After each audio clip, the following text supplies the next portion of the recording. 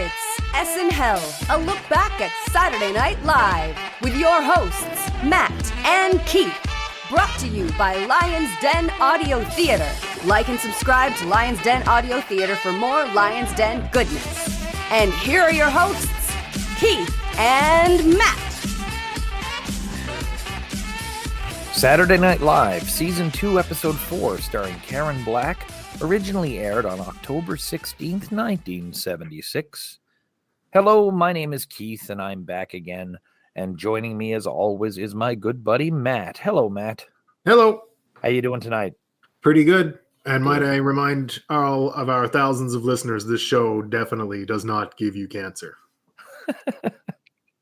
That will make sense in a few minutes. Joining us again for his sixth time, we're going to have to stop tallying you pretty soon. You're getting up there, is our good pal, Chili. Hello, Chili. Hey. The other third co-host guests, they're embarrassed. They just have to make themselves more desperate and willing to show up for any of these terrible shows. Yeah, they got to stop cherry picking if they want to be prolific. Really? So it's October 16th, 1976, Saturday Night Live. The sort of hidden story is that this episode was actually not shot at Studio 8H. Studio 8H was turned over to the election coverage. So they're actually over at Studio 1 in Brooklyn. Now, this isn't totally obvious, but there are some times you can see a few spots that look a little different. I never assumed it was a different studio. I just totally wrote it off as, production design stuff. Yeah, I assume the audience shot was probably just they moved the camera to a different spot than what we normally see. But yeah, that makes a bit of sense, I suppose. Some of the lighting looked a little bit different than normal, so maybe that could be account of it too. Yeah, certainly in hindsight, when you say it, Keith, it's like, oh, well, okay, yeah. So I think it's one of them things, if you know it, it's glaring, but I was still kind of impressed how it came across as looking like the right spot, Spoiler alert, they don't have the typical ending either, which I think that would have made it stand out a lot more, because for the monologues, they normally do closer shots of the guest, but they always do the wider shot for the finale when they're waving goodbye to everybody, but they didn't have that. So that's one of the first things I noticed at the end is like, they didn't have the usual goodbyes. Yeah, I hadn't thought of that. I thought that they might have just run long in time, but you're probably right there. He's got a good point, Keith. Yeah. That's why I'm here 6 times. I mean, this is why we have you back. Yeah. So, Karen Black, the star of tonight's show, John Prine, the musical guest. So I'm just going to give a quick intro into Karen Black. So she's born in 1939 in Illinois. She came to fame for playing sort of off-the-wall characters in non-traditional movies, and that typically means you're indies and you're away from Hollywoods. The big one that people tend to remember from that period is Easy Rider. She also did 5 Easy Pieces, where she got an Oscar nomination and a Golden Globe win.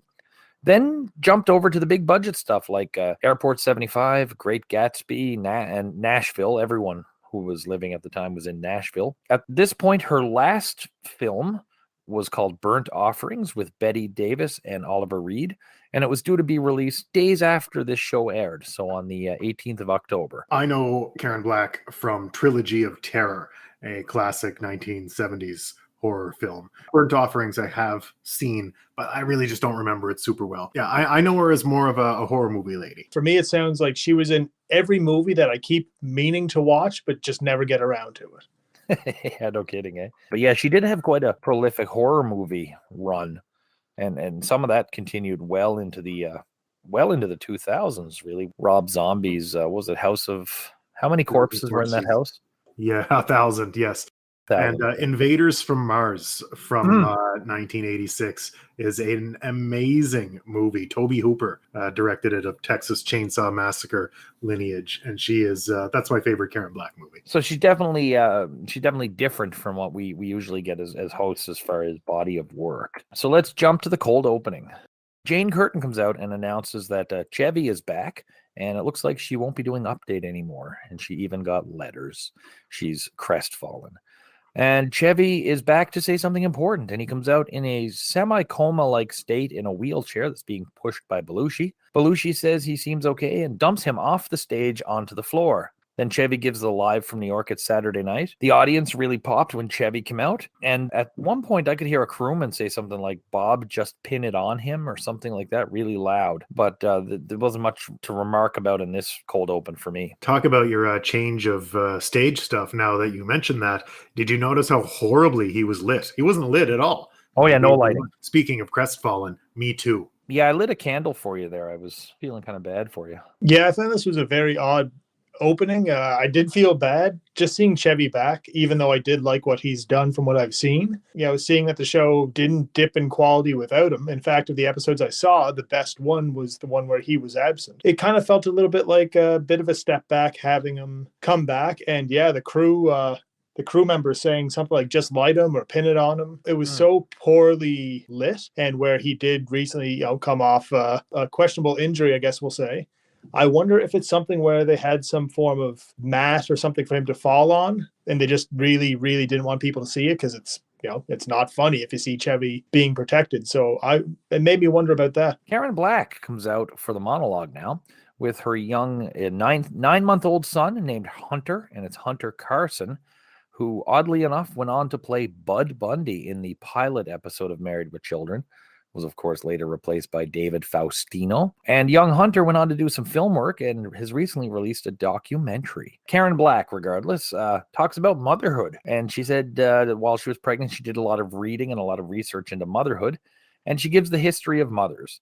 The first were made of bark and cloth. Then there was the horse-drawn mother, the movable type mother, the steam-operated mother. And she goes through all these sort of things until she gets to the, I believe it's the all-transistorized mother. And while she's doing this, Hunter is either going for a drink or he's just trying to be cuddled in, and he winds up sitting on her hair. Hunter stole the show, but even without Hunter there, this was funny and really offbeat. I actually really enjoyed this. Yeah, I like this one too. Karen did fine, especially considering, holding the young fella back there. It was goofy. Like you said, it was offbeat. I laughed at the mother who would catch fire and just random old-timey pictures of the moms on fire and doing all this weird stuff. So it was weird, but weird can sometimes be good. And kudos for the young fella trying to get them titties. I didn't like it, lads. I thought if it was weirdly paced, I thought the timing of the pictures was slightly off. She shouldn't have brought her baby out. That was distracting. This was a really shitty monologue for me. So I will be a dissenting opinion here. Thought it was one of the worst monologues I remember. Interesting. Yeah, I really enjoyed it. It was the celluloid mum that burst into flames, Chili. So now we go to Baba Wawa at large. And again, it's Gilda as Baba interviewing Lorraine as Indira Gandhi. Now, we saw Indira Gandhi last, Chili, at Women in Herstory, which was an episode you did a while back, and we haven't seen this since. So this was a typical Baba Wawa interview. Lorraine playing Indira Gandhi. Obviously, it's problematic, but what I will say on the positive side is this is an amazing impression. Lorraine with no prosthetics looks like Indira Gandhi and sounds like her. Certainly shouldn't be done again, can't be done again. So I didn't like this, didn't work for me. Breaking it down to, was it funny? The answer is no. Yeah, no, just to your point, it did seem kind of weird that obviously there's issues with having a white woman doing this, Indian accent, and even the Baba Wawa impression. It's well done. I mean, it's obviously an impersonation more than an impression. But yeah, as far as was it funny? Not particularly. Maybe it's just the times that we're living in the last, week or two. War crimes and human rights issues aren't quite as funny as maybe they used to be. I mean, I'll keep my comments brief. You know how I feel about Gilda Radner's Barbara Walters. The thousands know that it's a one-note joke. Gilda goes out there and does a voice. It's a crutch. They rely on it exclusively. I have nothing to add to the Lorraine part. You guys covered it eloquently. And again, in like Gilda and the writer's defense, in a sense, is they do put together really fun sentences for her to say, and Gilda does it very well. And I'm starting to wonder, is Gilda the one that sort of is the first one to really just be sent out over and over again with the same character until it's absolutely stale and there's another character she can jump into? So I'm interested to see, because I know what's coming from Gilda, because we're not seeing as much Emily, but now we've got Baba. Is she the Sherry O'Terry of her time? All right, I'll simmer down now. Debate 76. It's Ford Carter. It's being hosted by Karen Black. And it's the same three questioners, Jane Curtin, Garrett Morris, and John Belushi. They come out, it's Carter, Aykroyd is Carter. He comes out all smiles. Jerry Ford, it's Chevy Chase. He comes out, he has a needle in his arm. He actually starts the debate pointing in the wrong direction. They play the national anthem. Ford thinks his name that tune. He gets it wrong. So basically, Carter's avoiding questions and Ford is doing his usual bumbling stuff. They're still beating the drum of Carter being attracted to women. He's asked that question by Jane, and he says he's wearing a mask and breathing on her in his mind, which is making Jimmy Carter a very creepy character, which is an interesting take on him. So they're running low on time, so they do the closing remarks together. Chevy was actually above average for me on this one. Aykroyd was below average, as is Carter. Wasn't overly impressed with this. The timing was weird. It was clunky, I think. And it certainly was nowhere near as good as the last debate the two had. For a sketch that took up, a decent amount of time, I have no real notes about it. It was fine. There were no real screw-ups, but also no big laughs. Yeah, I don't know. I just found this existed, and that's it. It wasn't particularly good, wasn't particularly bad. Geez, another dissenting opinion in my corner tonight. I actually thought this was really funny. Karen Black as the moderator. I don't know if she was doing an impression or if this is just some character she was doing, but holy shit, she was weird and hilarious. And I really liked the questioners. They all did a competent job. And as much as I disliked seeing Chevy back, I really do like his bumbling physical comedy with Gerald Ford. It's really grown on me. And Dan continues to be very funny as Jimmy Carter, especially as we have reviewed about what was in his heart and Jane Curtin and breathing into her ear in a leather mask. I'm laughing again just thinking about it. Anyway, I thought the performances carried it. It was fun for me. They got a lot of mileage out of that Playboy interview because I don't know how far back the last episode I did with you guys, but it's probably a couple weeks. It's been 2. Yeah, it's been 2. So 2 weeks, and they're still bringing it up at least once or twice this episode. So they're getting a lot of mileage out of it. Actually, I don't know if the first time we talked, it hadn't yet been released. It had either been leaked or referred to. So the American public might not have even seen it yet. There might be another couple of days before it even hits newsstands. So I think we're going to get another couple of weeks out of it. Sitting in the audience, Karen Black introduces our musical guest tonight, John Prine. So John Prine is a composer, a lyricist, a mailman turned professional musician, big part of the Chicago folk revival. And he's one of these guys, the only way to describe it is the Lou Reed effect that you talked about, Matt, earlier, the Lou Reed situation, where he might not be that well known, but he's your favorite folk musician's favorite folk musician. So Prine sings Hello in there. It's a song about getting old. And it was released on John Prine's 1971 album called John Prine. And this is one of those albums that makes a lot of the top albums of recent history lists. And this song has been covered by a lot of people.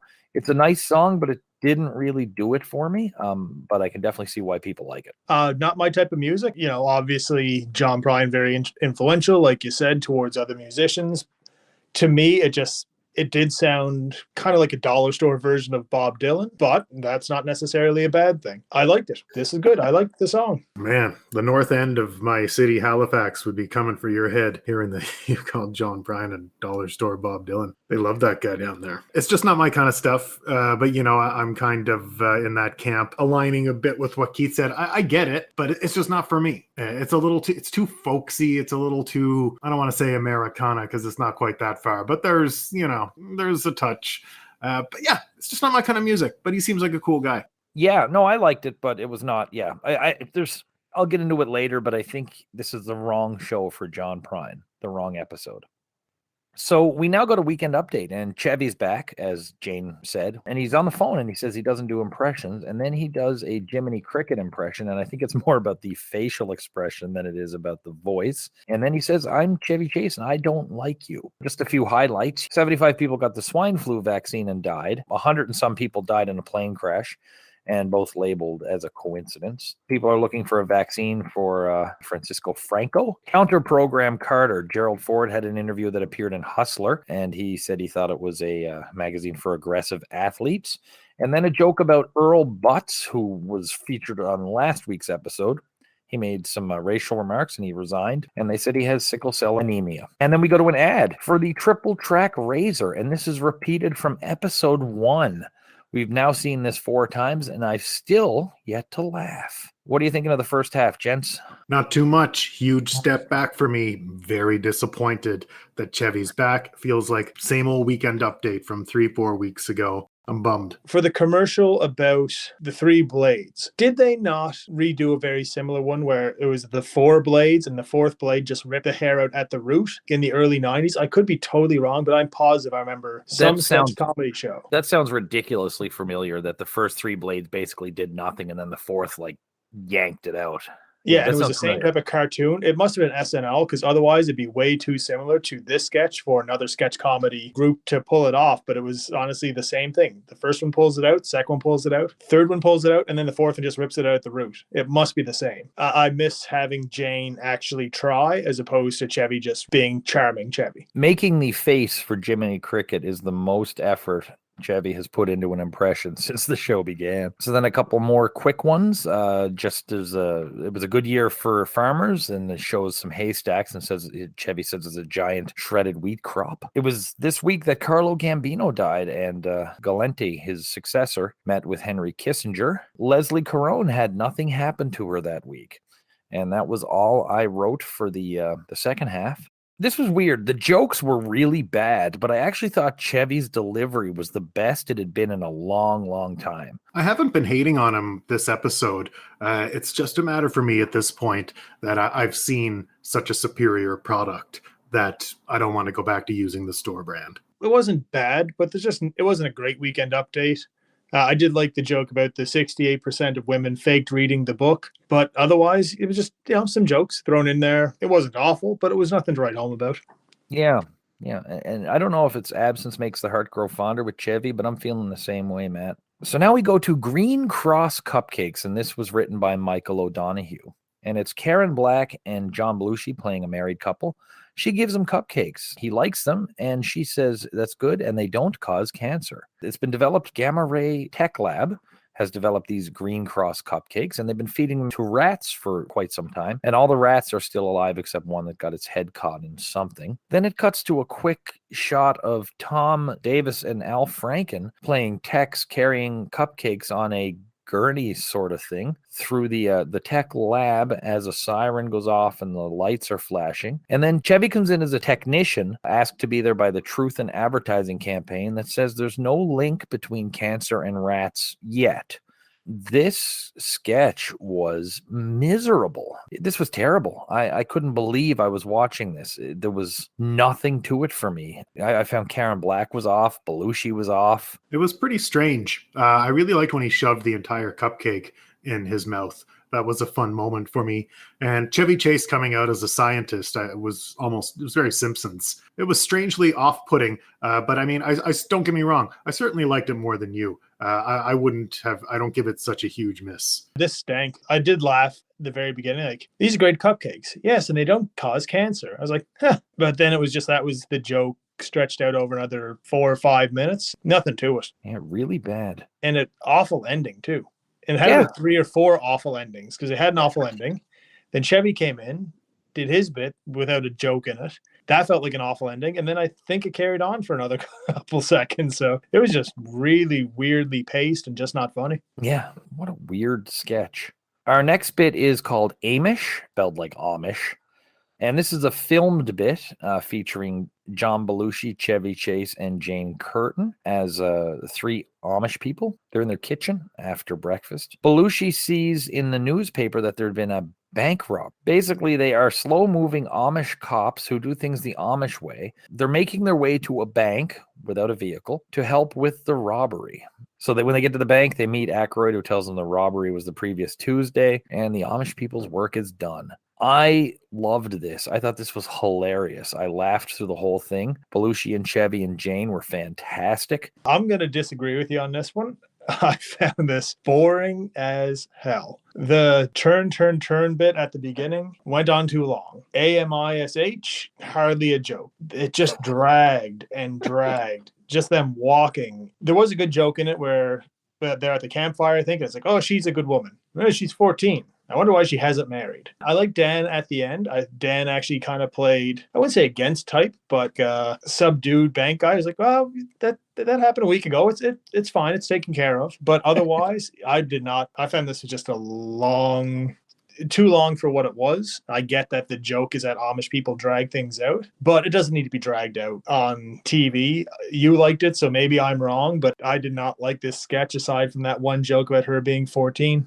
And I guess Dan's bit at the end. And I agree with Chili entirely. It was not for me. And I didn't think it was a good piece to have on television. I found it really draggy. It's so funny. That's precisely what I liked about it, how draggy it was. And it resolves with nothing. I thought it was great. I thought Belushi and Chevy were fantastic. It's the most acting I think we've seen Chevy do. Maybe on an episode that felt more fast-paced or more action-packed, the fact this is dragged out may have been more of a welcome change. But this also came right after the Green Cross Cupcakes sketch.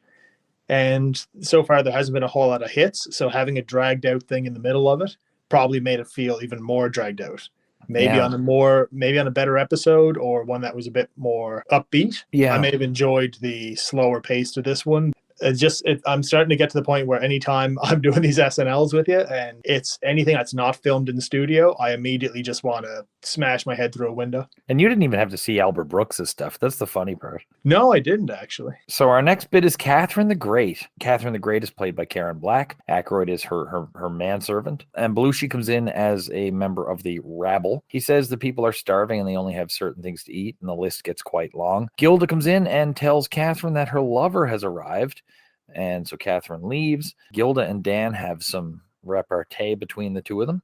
We then cut to Catherine the Great's room, and there's a horse there.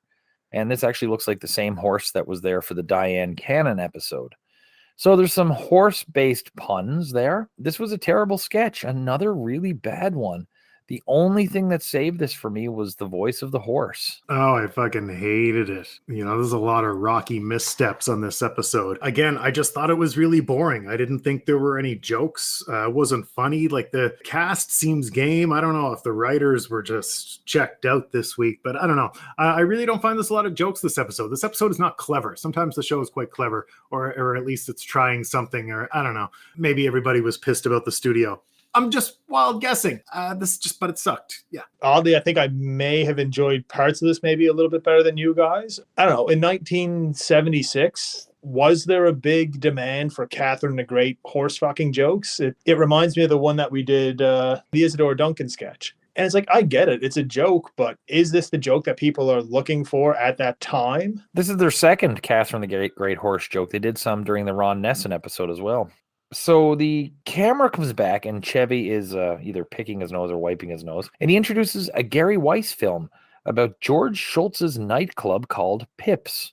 So Schultz opened in 1962. That was a year before the Improv, and it was considered to be the oldest comedy club in the United States. It was a spot where almost all the young up-and-coming New York comedians from the time cut their teeth. He tells a story about a bad comedian they put in front of a crowd of mentally challenged people. And Schultz also talks about some nervous tics he has that he kind of deals with or treats them by fishing. This one was inoffensive. It is leaps and bounds the best Gary Weiss film I've seen. That's not saying much. I think I wouldn't mind seeing a real documentary about this club and about the guy. Even just the way it's presented this is something that I think I would find very interesting. But Gary Weiss, almost the way it's filmed and like there's no real sound to it, like no background music or anything.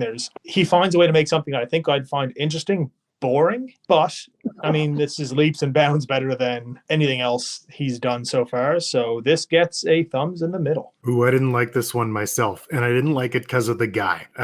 Generally, I like Gary Weiss films. Overall, I would say I like more than I hate. And I know what he was trying to do, but I find this guy really hammy. I find him too, quote unquote, on.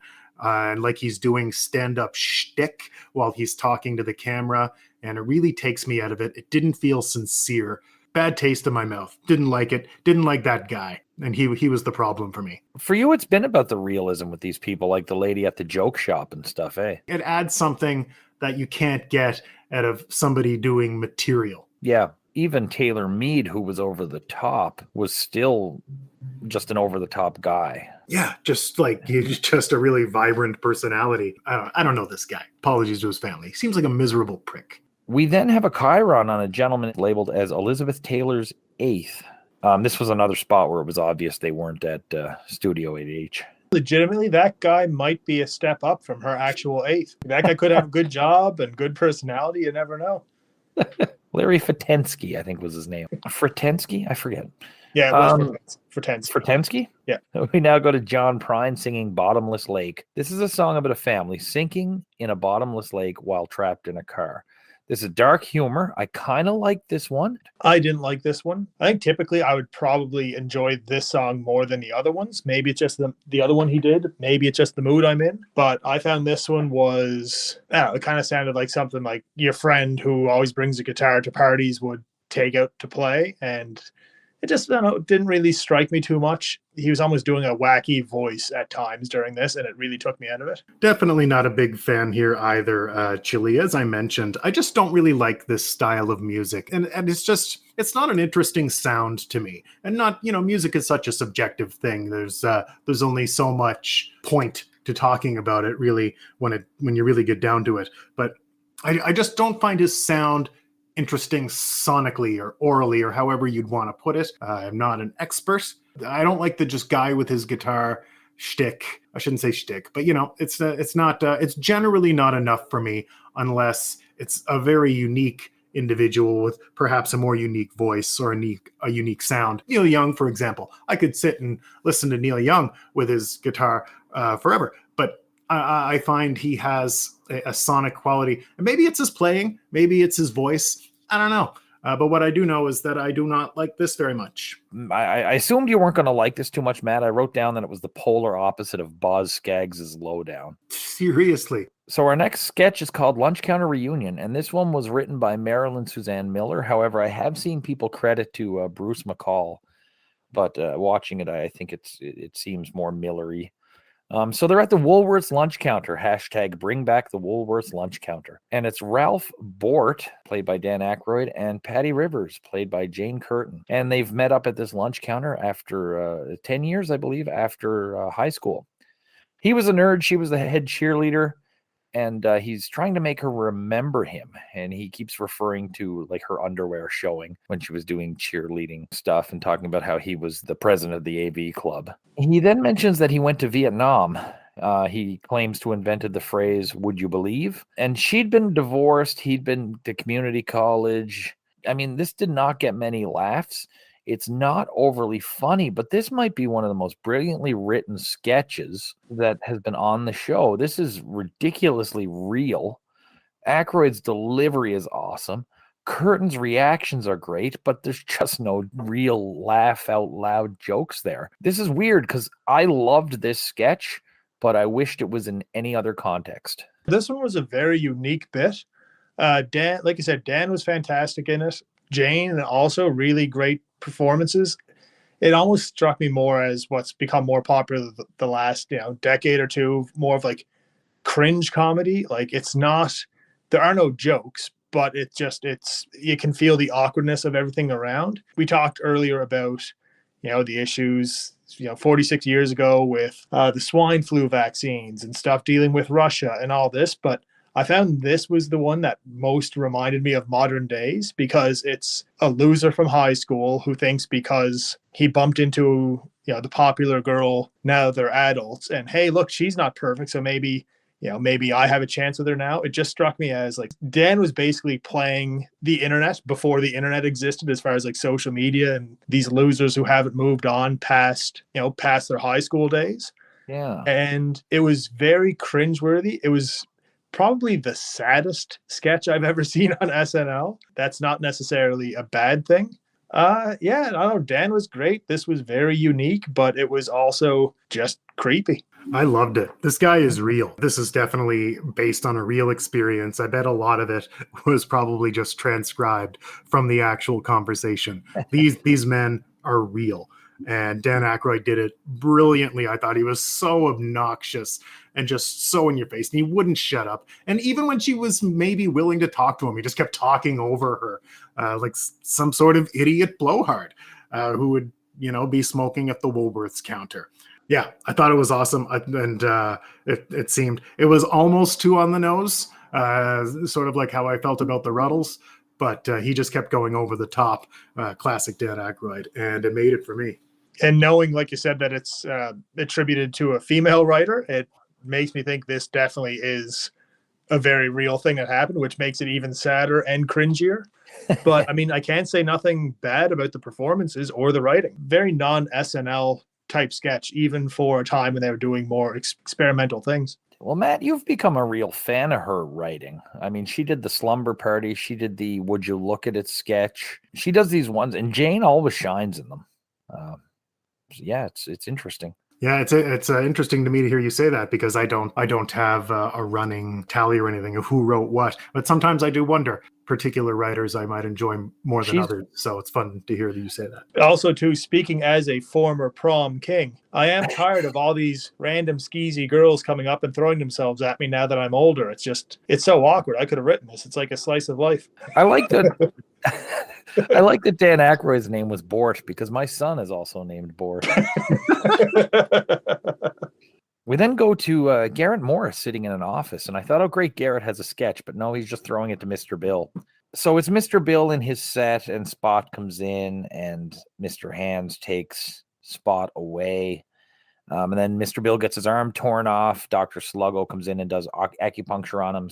He gets set on fire, and he's either run over by a skill saw or a belt sander. Then Mr. Bill goes to a party and he gets stepped on and is stuck to a guy's shoe. This was terrible. I didn't laugh at this once. Oh man, I loved it. This was a big hit for me this episode. Such dissenting opinions on this episode. I really enjoy it. It's interesting. Mr. Bill really cracks me up. He's a classic. It worked for me this time. I just find something about the brutal claymation, the constant cuts to his O-face, the voice. It works for me for what it is. Doesn't overstay its welcome. I really enjoyed it. I laughed. Yeah, I'm probably a bit more in the Keith camp on this one.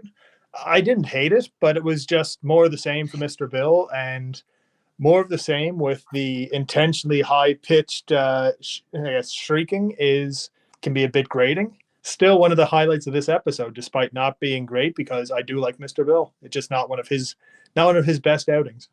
No, this is the worst Mr. Bill I think I've seen. We then go back to the studio, and Karen Black is singing 10 Cents a Dance. Now, I don't know if it was my audio or the audio at the studio or just Karen Black's voice, but it was so high that it was hard to make out anything she was saying. She finishes the song and she goes to a salute to American coinage, and it features Garrett singing Pennies from Heaven in his Sammy Davis Jr. impression. Chevy sings Put Another Nickel In, and then Aykroyd sings Brother, Can You Spare a Dime? And then Belushi sings One for My Baby. And the Chiron, while Belushi sings, talks about some thefts around the office of change and whatnot. And then it escalates to Chevy's Porsche went missing, and they're all afraid to confront John because of his Rastafarian friends. This was not great. I mean, it looked kind of fun to do. The Chiron was dumb. It was nothing compared to what they did with Garrett last season. And yeah, I couldn't make out a lot of Karen Black's audio, so this didn't do it for me either. The second Karen started singing, I just thought, oh man, Matt's gonna hate this. The actual guest doing her own musical performance at the end. It seemed like the guys were having fun singing about these coin-related songs. That's the only thing I can say about it. It's interesting because I hate all the music in the episodes. I hate all the music. There was just something, in my opinion, so off-putting and strange about Karen Black's performance that it was almost like watching some surreal 70s film. So I was able to look at it through a different lens, not of necessarily, stuff came out for an extra song, or, oh God, James Taylor's back, or something like that. And maybe that's because of who and what Karen Black is in my mind. But I thought it was a weird, surreal 70s fever dream that I actually found interesting to watch. No interest in the music whatsoever. The coin stuff at the end, I can take or leave. You're right. Everybody was having fun. I was oddly hypnotized by that bizarre, in my opinion, performance from Karen Black. And that's it for the show. I mean, there's no goodbyes on this one. I assumed that they'd run long, but as Chili mentioned, maybe because they were in a different location, they didn't pull the camera back as they do. So let's jump into the epilogues. The host, Karen Black, will return in a few years' time to host again. John Prine, however, does not come back. Prine released his last album in 2018, and sadly was one of the more high-profile COVID deaths we had in 2020. And like I said, he left a legacy that will be mined for decades. So rating the host. For me, Karen Black, this was a terrible night, and I don't know to what degree of that falls on her herself. She was definitely off in a few sketches, but I'm also wondering, how much was bad writing or bad directing or just lack of energy from the cast affecting that. Her monologue, I really enjoyed. Her singing was bad. That might have just been audio. She seemed to at least be on key. All things considered, top to bottom, I really can't say Karen Black was a good host tonight. She did a few things well. I liked her monologue.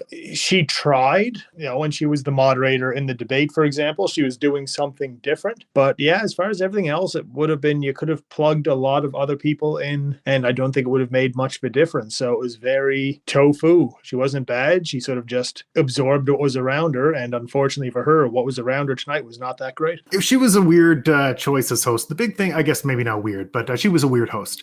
The big character for me was that she didn't really have any jokes. I just thought her performance of the debate moderator was so fucking off the wall that I couldn't stop thinking about it. And she definitely performed well here and there. I feel like they probably didn't know what to do with her. Maybe she showed up and she was like, "Hi, I'm Karen Black and I'm fucking strange." And they were like, "Well, shit, I guess here's some stuff." And they just ran with it.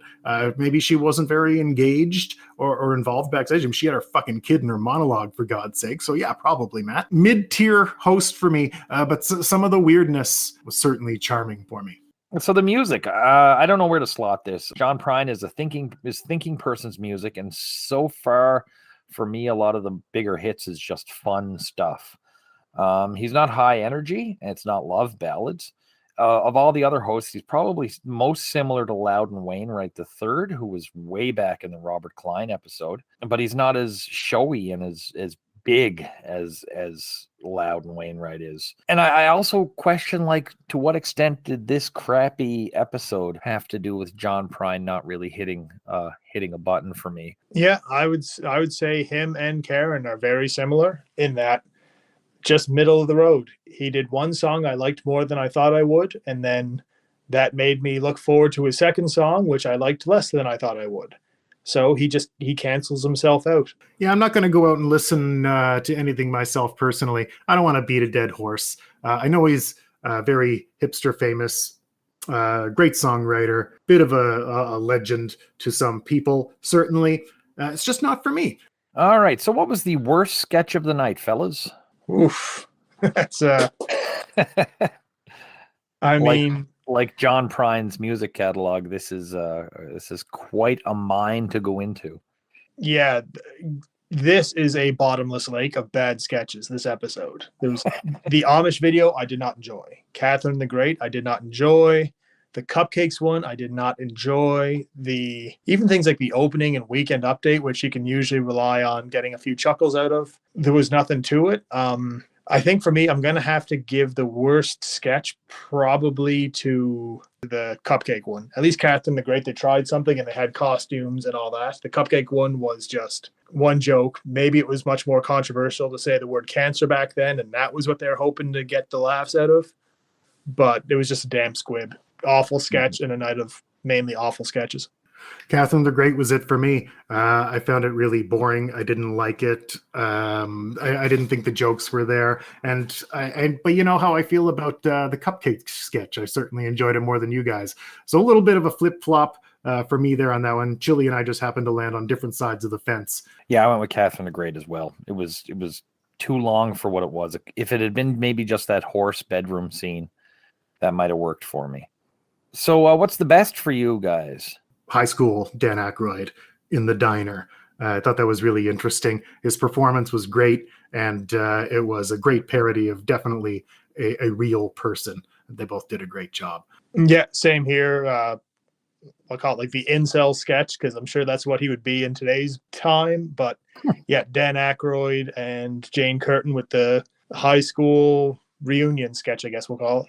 My biggest laughs were Amish, and that was my pick for a bit. But I switched it over to the lunch counter one too. It certainly didn't make me laugh the way the Amish one did, but this was quite good. It hit on every note except, making you laugh out loud. So I really like this, and I really want to take some time and maybe get all of Marilyn Miller's sketches that she writes over the years and watch them independent from the show, because I think it would be quite good. So here's your star of the night. Who won your coveted MVP of the night? First of all, I'd like to give a shout out to Jane, who, after having more stuff to do the last couple of weeks, has really kind of pushed to the back, but did well in everything she was given. But my star for the night is going to be Dan. Obviously, we were all pretty big fans of the characterization he had in the Woolworths lunch counter scene. But also, I enjoyed his performance as the, bank manager, bank teller in the Amish bit as well. And it wasn't his best bit as Jimmy Carter, but he did well in that one too. So, yeah, I'm giving it to Dan. That's a ×2 for me, for Carter, for the high school guy, and the most consistent performance throughout the show. Can't fault Dan Aykroyd for anything he did tonight. Not to say that there wasn't, Jane was fine. I even didn't mind Belushi tonight. But it was Dan making us laugh at least sometimes to save this. For the first time in a very long time, I'm actually going with Chevy. The cold opening was not great, but his Ford was good. Update was weak, but I liked Chevy's delivery. I thought he was great in the Amish one, and he did an entertaining horse voice. And even his singing bit at the end was kind of funny. But it's a bad sign for me when a horse voice is what puts you over the top. So overall, this was a bad show. The energy sucked. Maybe it was a change in venue. Maybe it was the chemistry. Maybe people were butthurt that Chevy came back. Maybe Chevy was butthurt that people did well while he was gone. Who knows? The bads in this show far outweigh the goods. We see Baba Wawa becoming this year's Emily Latella. Catherine the Great was way too long, and it was a build to one joke that in itself wasn't funny. The audience did really get into John Prine, though. They really did like him. I like the Amish bit. I like the Miller bit. Weiss was better than the last couple, but he's nowhere near where he was. The worst Mr. Bill. I kind of got the vibe on this one that maybe this was a lot of good ideas in the writer's room that just didn't get executed well. And that's probably the nicest I could say about these sketches. To me, this is the weakest show we've seen yet. And I gave this one a 3 out of 10, which is the tying Diane Cannon for the lowest grade I've given any show yet. Well, I'm matching you with the 3 out of 10. I'm not sure if this is the worst episode I've watched with you guys, but I think it will probably go down as the least memorable. When the highlight of the episode for me is a sketch that is not funny, being the lunch counter one. It was well done, but it wasn't funny, and it is a comedy show. It was just everything around this was ho-hum. I don't want to say people didn't try, but it just kind of felt like just a bunch of things slapped together.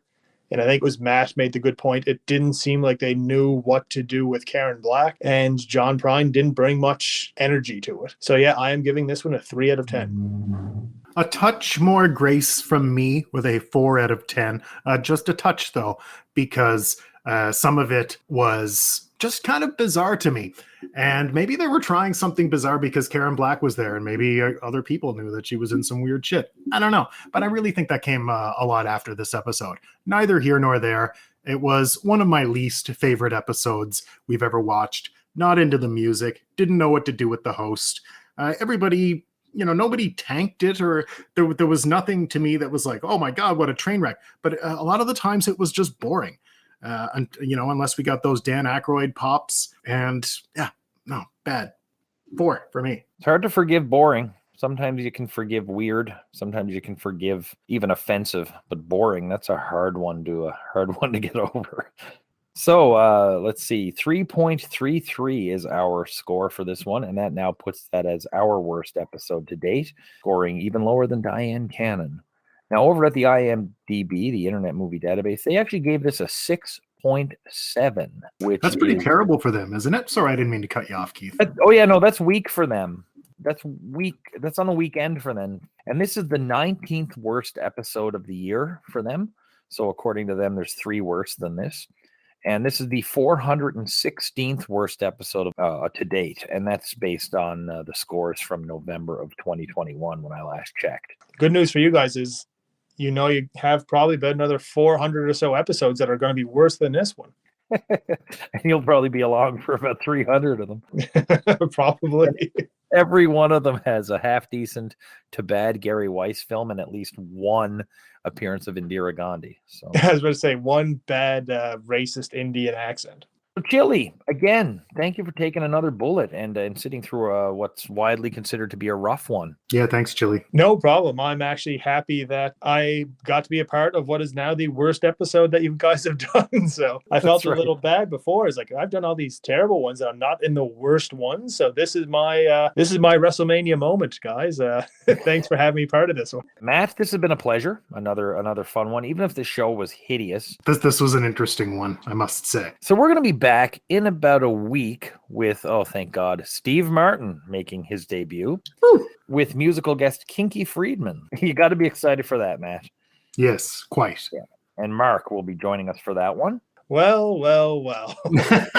Look who gets Steve Martin. I see how it is. Yeah. Mark has done his time. He did Louise Lasser and Ron Nessen, so it's I suppose. Yeah, one of us has to claw out of the doldrums. Mark gets stuck with the ones we hear are bad, but turn out not to be that bad. You get stuck with the ones we hear are not bad and turn out to be shit. So yeah, we'll be back in about a week. But until then, we'll be having weird 70s fever dreams where we disagree about details, but agree on the big picture here in SNHell.